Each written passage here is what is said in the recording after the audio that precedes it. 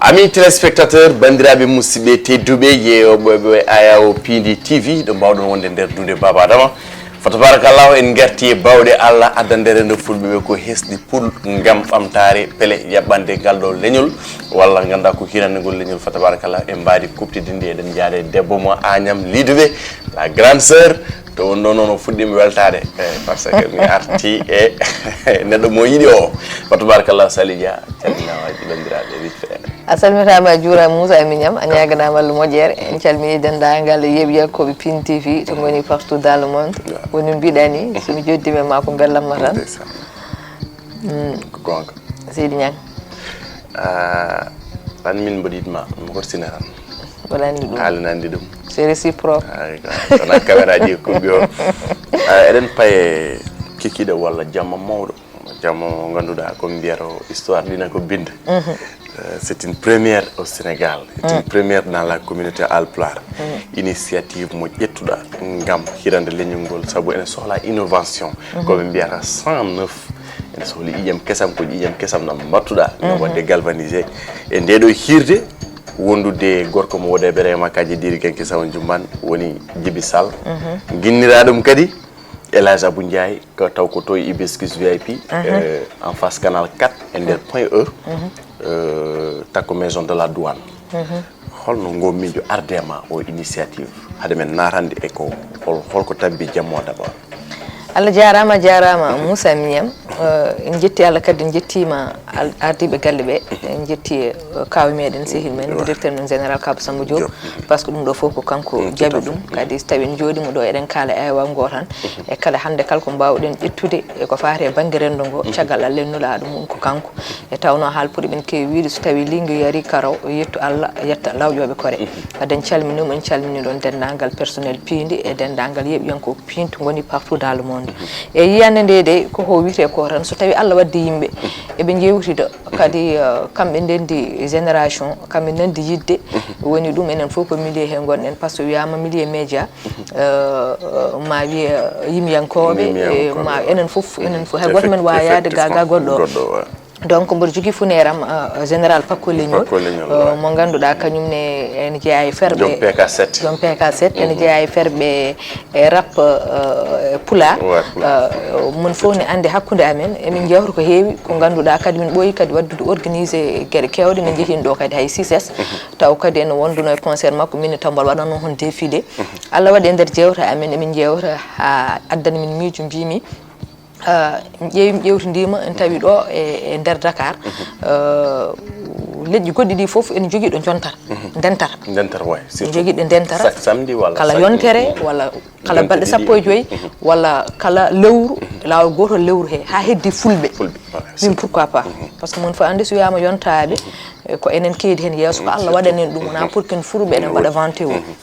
donc mbimi min mbi tawde ko noon yen mbat Hiirde e Hiraande donc concept Hiirde e Hiraande o ko ɗon yaltiri Hiirde e Hiraande so tawi a yii ɗum noddi ko ɓiɓɓe fulɓe to mbawi wonde foof so tawi en mbi ɓiɓɓe fulɓe noon ma won gaddi goɗɗo jilluɗo hen taw wonani pullo ça veut dire ko hande pullo ene wawi jiddude e bamranke on wawi jiddude e sarakulle on wawi jiddude e seeri on wawi jiddude e jolfo donc Sénégal woni ko wiyete ko hoore wotere hay goto wawa ɗum feccude kono noon kala ɗo yontaɓe meɗen dendi beelen mba wawa dañde ko denti kala lewru wotu mbawa dañde espace mumen so tawi wiyama yontaɓe noon ene gandi yontaɓe ene yaaji so wiyama jontaɗo wawi yadude koye gallo wawi yadude koye gando donc mon fof ne andi kadi so tawi a ƴetti hellifaɓe a waɗi ɗumen e liye goto yata ko liye notiɗo inde mum yataw kadi respectable yataw kadi ko liye mo ganduɗa kala pawɗo ɗon koyngal ɗum ne andi ɗo ko liye kilifa tigui donc ɗum woni concept Hiirde e Hiraande mbiɗen tawde ko Hiirde e Hiraande première édition mbiɗen pourquoi pas en mbatta lacciri haako wadde ɗum ɗo ko par quinzaine walla ko yontere walla ko par mois walla ɗum eyyi ɗo pour le moment tawde ko joni puɗɗi ɗen ko mbiyata ko tout début est difficile kadi haydara tan finani darne koyɗe jiɗɗen wadde ko lawol gotol par lewru kono noon so tawi Allah hokki men sago meɗen yimɓe nottima e concept o ɓe nottima yiyande nde weliɓe eɗen mbawi waɗ ɗum kala balɗe 15 kono ɗo joni kala lewru eɗen jiiɗi wadde hen lawol gotol ƴetten samedi goto walla aljuma jamma goto yimɓe mbawa fottude e oɗo lieu mbawa hirtodade koɗowo jooɗo sara mumen hoɗan ɗumen mbawa andodirde jokkodira par ce que Moussa Mignam yimɓe soɓe coynodirta tan ɓe jettodirta ɓe mbawata wowdirde mbawata suusodirde ko ɗum noon woni yiyande mi hayri arde concert o ko tagi par ce que mbaɗɗon ɗo ko laccire haako ene fonnode kosam ene waɗi kosam aɗa kala ɗo wiya laccire haako tan famen waɗi curɓel d'accord gasi curɓel nan ɗon par ce que fulɓe gandi eyyi ɗum o jaguno hakkillam so tawi ñaami laccire haako tufto Damba Gaye noon wi kanko haɗi mo arde kanko e ano o yinno ko laccire ñebbe e aɗa andi wasata sosoɓe arɓe e demdemɓe e anɓe eko way noon salsalɓe ɓe ko wayno ceerno Alsane Sall Habsa Demen joni noon ɓen joni mi waɗat ñebbe mi fasna ɗum banggue tan kamɓe paltude mabɓe ɗi mi juppanaɓe hen ñebbe beaucoup taw laccire ñebbe kam waɗante donc onon demdemɓe no Sali wi on ni Habsen gaari ala problème ma mbaɗen kunjale laccire ñebbe mbaɗan ɗon ɗum banggue yidɓe kadi laccire kosam ɓe ma tawɗon no c'est juste ko no wiri on ni ko yidde espace mo ganduɗa convivialité espace de partage espace d'échange ganda ko mo mbawɗen yitodirde gowodiren cuusodiren wonɓe e nder dinguiral ngal woni jaydiyankoɓe moggiyankoɓe foof taw ko dillanoɓe hiranoɓe leñol Pulaar wona espace mumen kala lewru ma mbaw rendi toon te goɗɗum ne wawi jibinede projet ji goɗɗi so tawi yimɓe ne jewri tan wasata nde haqqille ɓulni kene nafta leñol ngol haqqille Salija walla haqqille Ali Fall walla goɗɗo e goɗɗo donc no mbiɗen ni ko samedi 9 novembre to Hibiscus VIP ko soirée acoustique noon yadde Djiby Sall soirée o ko 12 ngam yimɓe ciftoro fuutankagal so fuutankagal ngal siftorama worɓe e waɗanɓe fulɓe ɓe kadi mbaɗora hen rendre hommage donc jammu ene hundi ko heewi rendre hommage o ko golle payidinde mo oɗon parrain o Elage Abou Ndiaye nundal ngal o nundigal quelles sont les leçons no yimɓe mbawi wadde tiré e makko Ablaye Wolle ƴittuɗo jawdi mum waɗi o beele woɗɓe gara ƴetta jawɗele mumen besno ɗum Sali Dia ganduɗa ko kañum kadi waɗa œuvre pour le développement ko ɗum woni ganduɗa ko fayida walla essence hirde nde kono wona jimre ndi tan jimre ndi ne jeeya hen Djiby Sall ma duuson saabu aɗa andi kam sa wi Elage Baba Mal a wiyat Djiby Sall e kirɗel ɗi ɓe mbaddi e concert aji ɗi ɓe mbaddi e kankone kadi darde nde o dari nde wadde kala jiɗɗo biye mum guila joni Damba Gaye an e ano onon ɗiɗo taw onon garda ko VIP donc biye mon nan ɗo ko 20 000 francs woni couple o taw ko Absa Dem kadi eyyi taw ko Absa Dem e Mouseli ko même chose ko ganduɗa ko 20 000 avant jour J woni prévente taw an sey ko ma garon joddon comme il le faut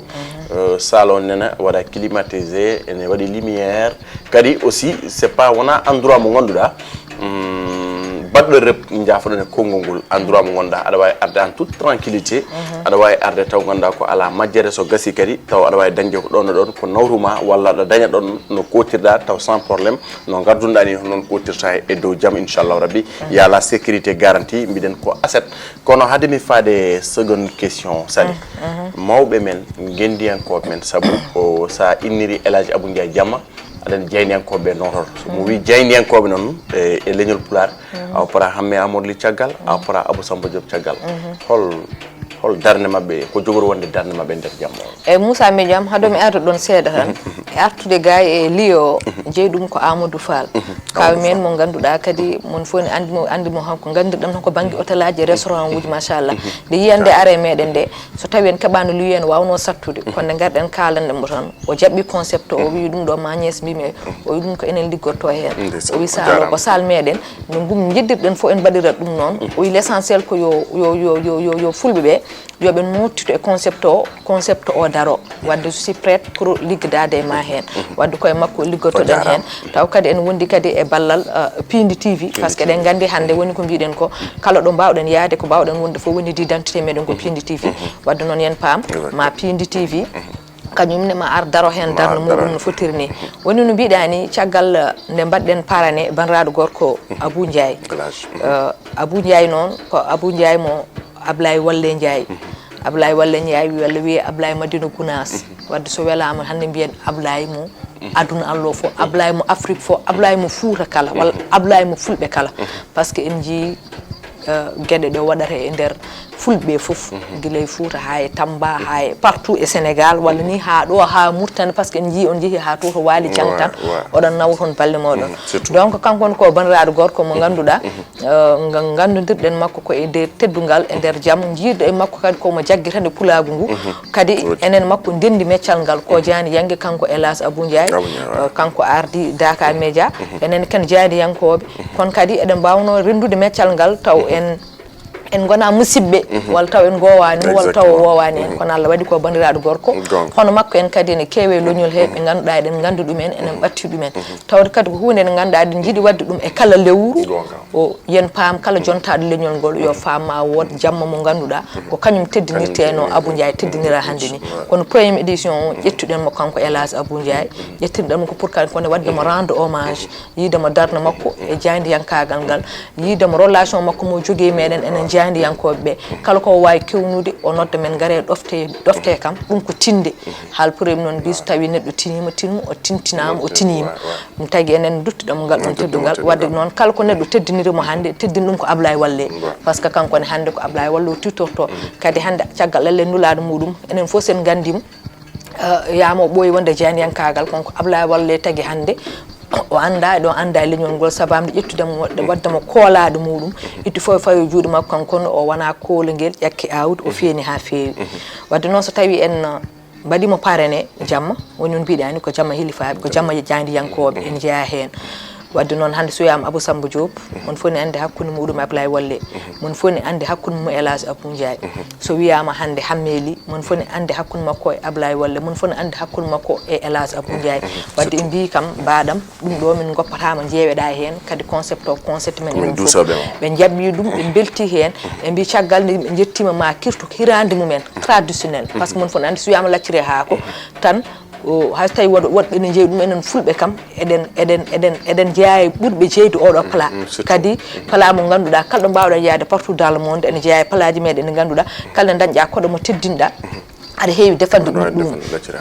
donc caggal kadi ƴetten Djiby Sall jooɗo tan ene yewta meɗen e guitare muɗum enen fof ɗen gandi dande nde machallah ene wawi yimde ma yaade hen acoustique par ce que yontaɓe kala ɗo jooɗi ene kirto ene jewta ene foti dañde kono duusa ɗumen gacci kono beltinira ɓerɗe mumen wadde noon kamɓene ko wayno hande bandiraɗo gorko Hamme Amadou Ly mo ganduɗa caggal Allah nulaɗo muɗum min kañum tagui wonde hande janiyanke kañum waɗimi présenté ko Abou Samba Diop ha hande mboɗomi e nder Piindi TV wadde noon en jettinimo ɗum Allah kadi ko bandiraɗo gorko mo ganduɗa ko mo jewtiden ko heewi kala ko mboɗo ƴetta mboɗo heewi yewtude makko hen hami hokka men haqqille makko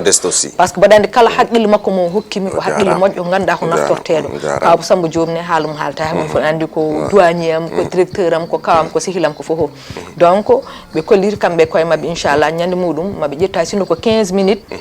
wawde yewtidde bandiraɓe ko ganduɗa fina tawa meɗen ko ganduɗa ko wonata naftore enen aroɓe hawroɓe toon ɓe ko naftata kadi leñol ngol foof kono kadi inchallah min kadi ƴetta exemple ko wayno exemple Ablaye Walle Ndiaye tawde kay woni parrain d'honneur o ko Elas Abou Ndiaye wadde noon kankone dokken makko exemple hande ko waɗata e nder guure men Fouta wadde noon yimɓe paam wadde Hiirde nde ko Hiirde waɗonde gartam waɗonde lowdi no feewi seydi ñang waɗonde feccere quoi Djiby Sall doori mi ɓooyi heɗade Djiby Sall marode guila 99 98 2000 2002 Djiby Sall kadi Allah hokkimi fartan wuuro mama men no jeeya min nanam ko Woɗoɓere naaɓe donc Woɗoɓere naaɓe wonɓe ɗo e nder Dakar onon fof mbiyaman gara kono waali jantan so Ablaye Walle innirama Abou Ndiaye innirama jamma walinaɓe ko aroɓe te walinaɓe nan ɗo no ɓe mbayi France ɓe mbayi Nouakchott ko noon ɓe mbayi ɗo e nder Dakaru Fimboy Jeejango Madina Gounass kam wuuro teddungo haal mum harɗa kamɓe fof en mbi ko ɓe aroɓe kam fof wara partout kono noon ko ɓuuri en hawnade ko saalo les places sont limitées saalo wona en ƴettani saalo e ganduɗa mangal ko ganduɗa aɗa rendino borte e baali fof joguimi ɗo ɗi wadde ko kanji tan somi faami ko kanji tan keddi gasi kanji tan keddi 980 33 29 980 33 39 numéro nani Maali Fall sakku ɗum less ɗon kono sali jiɗmi artude seeɗa tan jiɗmi artude quoi joni so neɗɗo noddima tan ko ɗon heɓata billet mum kañum e kala aɗa so tawi wiyama prévente tan ko avant jour ci wadde noon eɗen paami ɗum ko samedi oɗo garo samedi le 9 novembre 9 novembre à partir de 20 heures par ce que wiyama Hiraande tan ko à partir de 20 heures kono noon kala coɗɗo biye muɗum ɗo ha aljuma kala coɗɗo biye mum tawi ka goto ko ujunnaji ɗiɗi woni 10 000 francs so tawi ko couple an e mon jaaduɗa ko ujunnaji 4 kono so tawi jomum sodani ha ñande jammo samedi so heɓat biye mum so noddi tan heɓat biye mum woni foof par ce que hande Allah ne newnan yimɓe foof ene newo guilay kalis o no heɓorto ene ndewi so jomum waɗi Wave mi heɓat so jomum waɗi Orange Money heɓat pour jomum heɓa biye mum kadi c'est rapide so jomum waɗi commande biye mum tan heɓat so jomum noon sodani ha jamma o ñande samedi nde so tawi ko goto ko 15 000 so tawi ko couple ko 25 000 damal tan duttuɗa kono so woni sago meɗen kala codannoɗo foof tawde les places sont limitées yo sood guila avant aljuma o enen koye meɗen gandiden yimɓe aroɓe ɓe par ce que wonno mbiɗen ni en jiiɗa hebbinde ha ɓurta jiɗen ko service o e foof yuɓɓa rewa lawol tawde ko gueɗe hellifaɓe beele kala garɗo gotol so gongol lawol ari ene wawa artude tawde ko hunde jokkore wona waɗonde lawol gotol joni noon mi hokki fartange mi annda no wayrama fartange wawali jantan onon nde mi wawa haalde wasa haalde wali deuxième édition oɗon jogui journée mon France oɗon jogui journée mon Nouakchott deuxième édition ko jamma wali jantan jogori waɗede inchallah rabbi ɗum ko min haali initiative propre initiative mami yorde wuura men e yimɓe wuura men yimɓe walinkoɓe Seydou Baggal en monsieur le maire Si Oumar Gorbal en mi yorde Mama Galle en fami min jewtide nder koye amen min mbaɗa concerté deuxième édition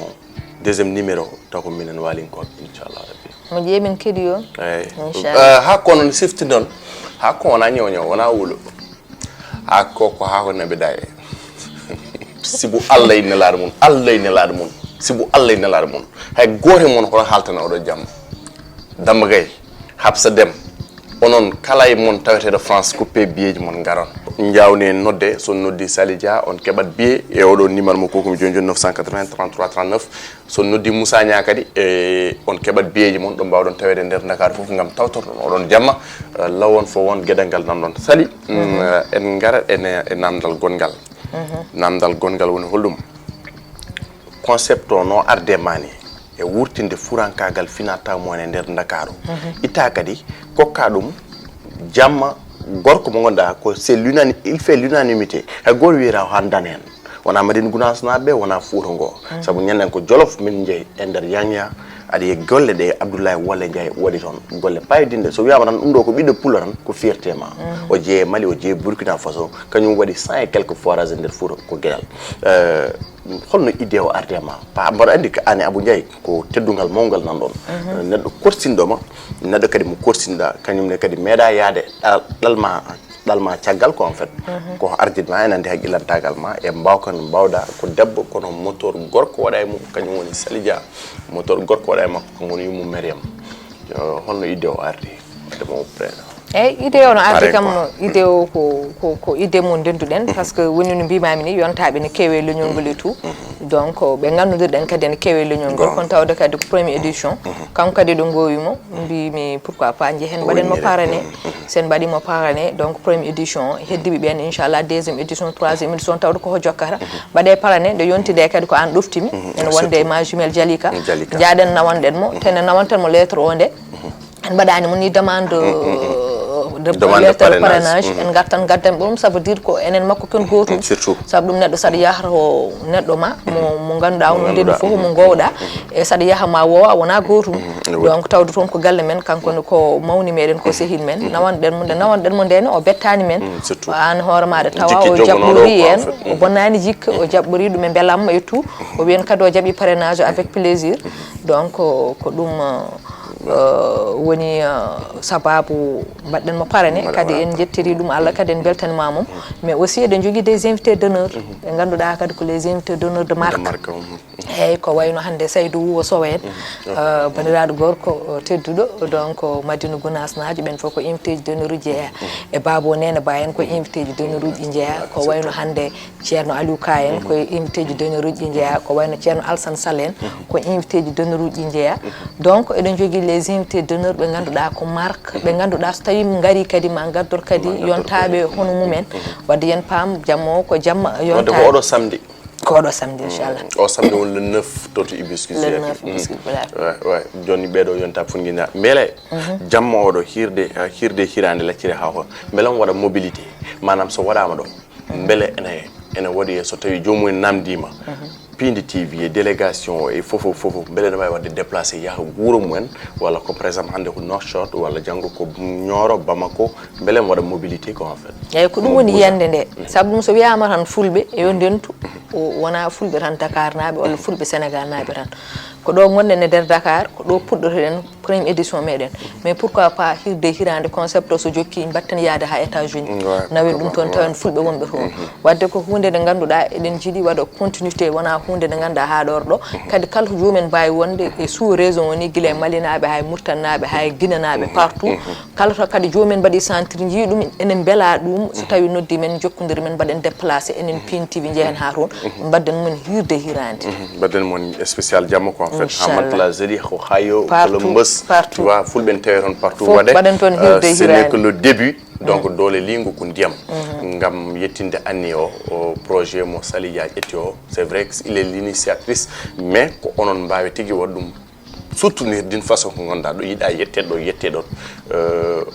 odi yidde nde odi anni o odi vision mais comme wadde dum concrétiser la balle dans votre camp ko samedi odo sali hol kongol ma watam comme baso dabe e ko bira besngu furankobe ngu gile ɓurtugal ngal aussi jammo holko namde en fait déguisement jammo namdi tan ko jammo furankagal ko jammo pulaagu wadde so tawi yama worɓe yontaɓe tan wiyata rewɓe yontaɓe sara mumen e tawno debbo wawi yaade gaga gorko wawi yaade gaga debbo joni noon so joomen gari hande kam pullo hay goto namdata dum no nyantorto den ganda alhamdulillah rabbil alamin Allah sen nyantima tan hay sen nyanta ken yobe ala haal ko den nyantibe wadde non yobe bakkiru wutteji mabbe tan baddi fayide mbado parfumaaji urdi e be ngara kuccondiren sen kuccondiri kiriade den kirte e jewre belde den yewre Piindi TV ene film jibisal en hodana meden wadde dum eden gandi ko aljanna aduna woni do wadde ko aljanna aduna wadde ko wiide bandirabe be fo tan ko ene noddani garata woni no biiden ni kadi tawde ko les places sont limitées kala jiddu biye mum yo tinno yo sod biye mum avant vendredi yo sod biye mum heba biye mudum so yonti kadi war tay ko avant vendredi ngam wona solda out avant vendredi o woni biiden ni ko 10000 tay neddo gor so tay couple ko 20000 mais so tawi jom oppi ha nyande samedi nde inchallah dum mon fof ko 15000 so tawi ko couple ko 25000 wadde ciode beeji mon gila holaw ngaflo don so yonti ngaron gardone e teddungal tout à fait donc ko samedi ko ko ndirden mabbe adi inchallah dum woni ko heddi njaaw non ngaron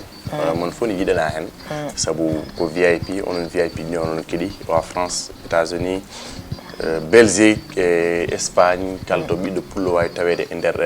diaspora o salminama juram wadde ce n'est que le début kadi on ñagama duuji mabbe ko faade jam inchallah kadi haymo arani woni biida wonbe caggal leydi be coodi biyeji mabbe so coodi biyeji mabbe tan e der yewtere nde inchallah mabbe ji ma jibi sal yimabe hen kadi holle tigi kambe ne be jeeya e der jammo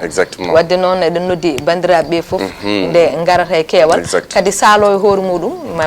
men kollir man kollir en filmi salo mon ji son ji salo mon gandu ko salo yontabe tigi mon gandu ciomo nata don wadde ngaren gandon wona kecce ngandon kadi ko concept mo ganduda ko dendinowo albube e andube e yontabe de tawno hal pour ben kewido ko paydi laabindirta wallahi gongo ko non ali fal wonor caméra do Moussa Niaye Salidia ngamon concept